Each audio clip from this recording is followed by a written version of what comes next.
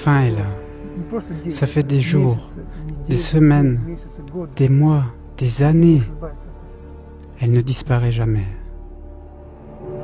C'est la même chose avec le froid.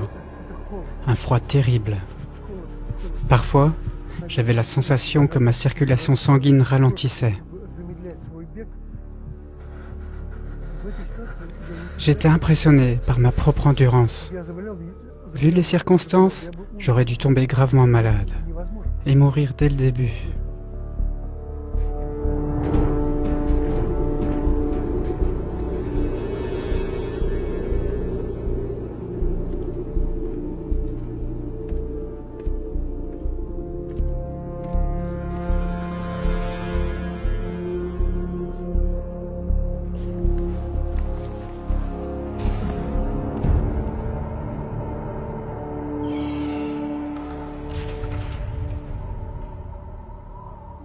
Une nuit, j'étais mis dans une cellule dont la fenêtre était cassée.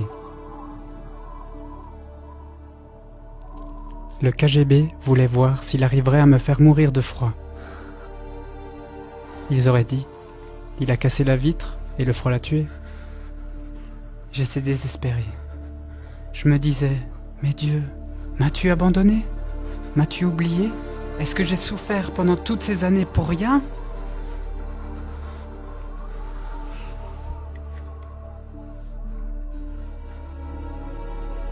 Et dans mon désespoir, j'ai commencé à prier. D'habitude, je prie en silence. Mais là, j'ai crié « Dieu, m'as-tu abandonné ?»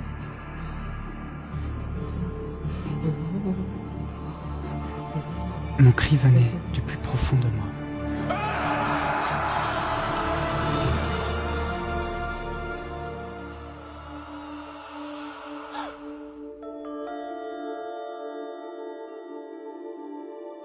Une nuit, j'ai fait un rêve. Et dans ce rêve, quelqu'un me disait de prier pour Alexander. Je n'avais jamais entendu parler de lui. Mais avec mon église, nous avons commencé à prier.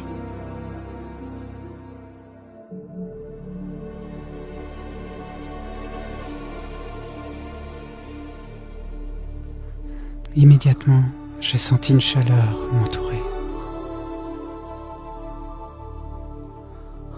C'était surnaturel, comme une mère qui serre sur son cœur son enfant frigorifié et le réchauffe par son souffle plein de compassion. C'était une chaleur vivante, humaine, qui allait droit vers mon cœur. Elle y faisait naître une source d'où coulait une paix merveilleuse et apaisante.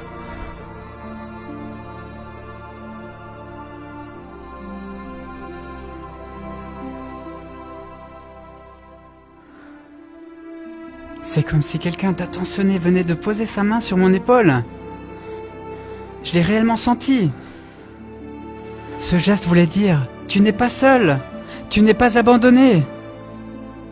Nous sommes avec toi. Nous partageons tes souffrances. »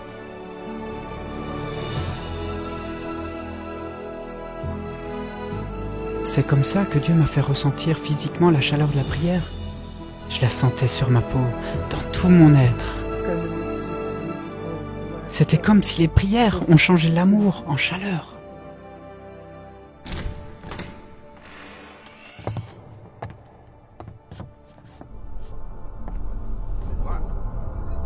Au matin, les gardiens ont eu un choc.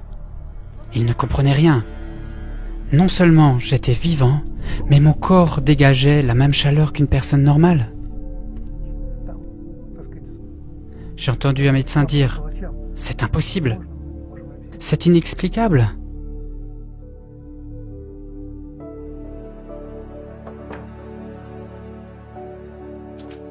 Six mois plus tard, une lettre de Portes Ouvertes nous proposait de prier pour Alexander. C'est ainsi que nous avons appris qui il était. Pendant 6 mois, nous avions prié sans rien savoir de lui. Alexander avait monté un mouvement chrétien étendu à toute l'Union soviétique. Pour ce crime contre l'État, il a été envoyé dans un camp au nord de la Sibérie. Un endroit dont on ne revient pas. Finalement, beaucoup de personnes ont commencé à prier pour moi.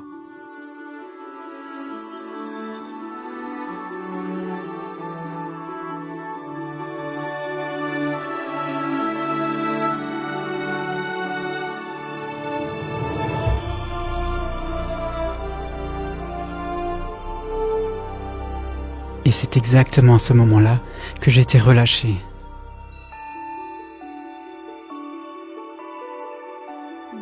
La prière a ouvert les portes de la prison, et comme le dit l'Évangile, elle libère les captifs.